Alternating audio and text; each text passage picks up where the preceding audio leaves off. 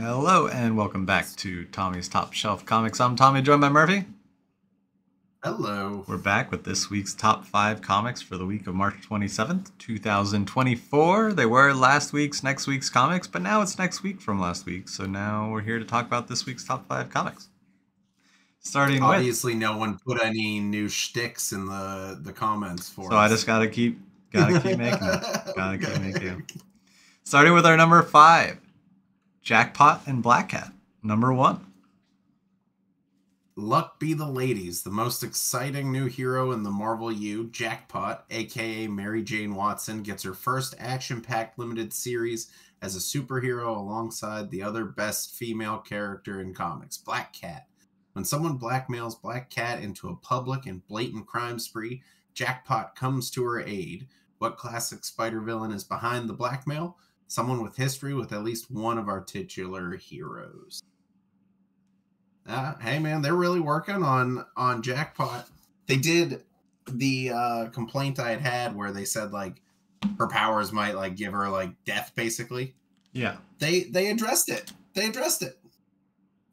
Like they've really fleshed out Mary Jane as a super powered being.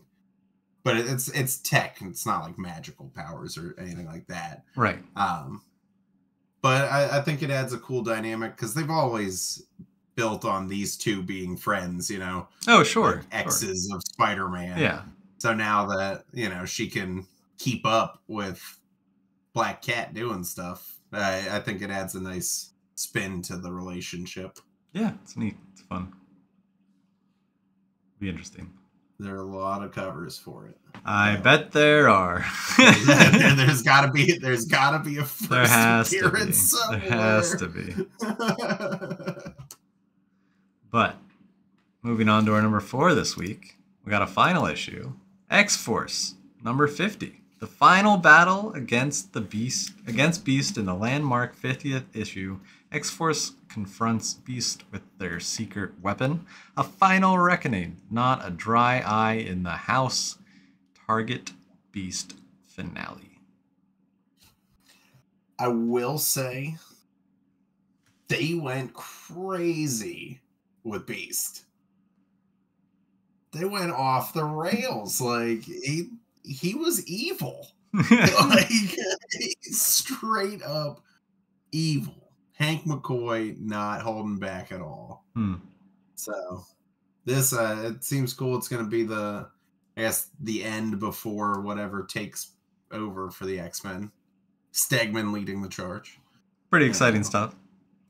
Pretty exciting. So I'm definitely interested to see this. I do have to catch up though, because I had left off where Wolverine was with Beast, and that's kind of when he went on when he left Krakoa, is what happened in Wolverine. Mm-hmm. So then this X-Force has kind of kept up with him after he left Krakoa. It's interesting stuff. I like that cover, though. It is very cool. There are a bunch of neat covers for it. Including a Rogue action figure. Surprise! Moving on to our number 3, we got Monstress, number 50. In the landmark 50th issue of Monstrous, Micah must confront the mysterious Wave Court while Master Ren navigates the politics of the cat world in a time of shifting allegiances and unexpected devastation. So we got issue 50 here. It's been a long running. Not many Image books make it to 50. Yeah. This one has taken breaks. It's come back and forth. It's been a long time coming out. I mean, unless Robert Kirkman writes it generally doesn't get that far. Yeah, I feel like 50 is pretty impressive for an Image book. There's not too many of them that have made it. And this one is super fun. A lot of different... it's a journey book. So now, this is a book I've never read. Mm-hmm. But it definitely looks interesting, and the little synopsis I've read definitely is intriguing. Yeah, it's an important book in my household. Yeah, the artwork is incredible. Yeah. Both the covers and the artwork in the books are just the interior gorgeous. a special really book in our looks household. like it. It doesn't make the top 5 very often, but it was the 50th issue. So, wanted to throw it up as our number 3. But, speaking of cats, our number 2, we have Feral, number 1. An Image, number 1. Image number 1. A series premiere, a new horror from the creators of Stray Dogs. Meet Elsie, Lord Fluffy Britches, and Patch, 3 indoor cats lost in the not-so-great outdoors during a nightmarish rabies outbreak. Without their humans to protect them, the cats rush to find their way home before they're eaten by the forest full of rabid beasts on their tails.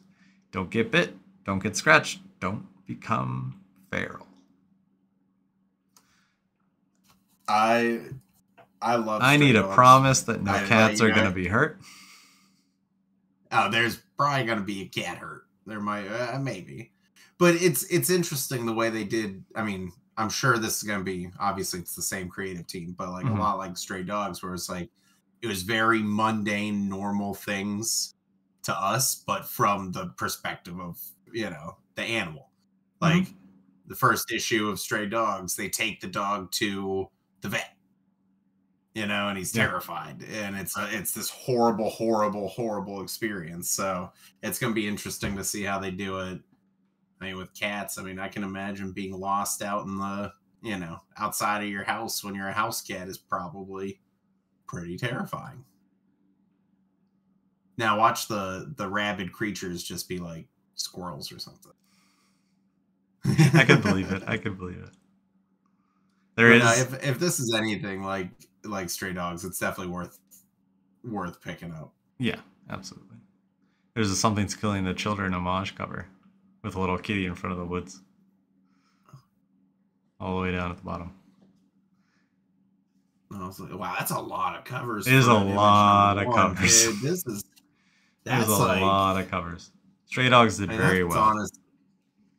Yeah, honestly, this is like Something is Killing the Children type of level of covers. Yeah. Well, it's all like horror homages. Oh, yeah. Too. Yeah, they all are. Oh, there is a Run the Jewels one, though, for some reason. Always. I see. I like that Dawn of the Dead cover. The B cover. Yeah. Yeah, they're good. Yeah, it's pretty much every horror series. Homage. Oh, I like the Shining variant with the cat sticking his face through. Awesome. So good. But moving on to our number 1, super exciting.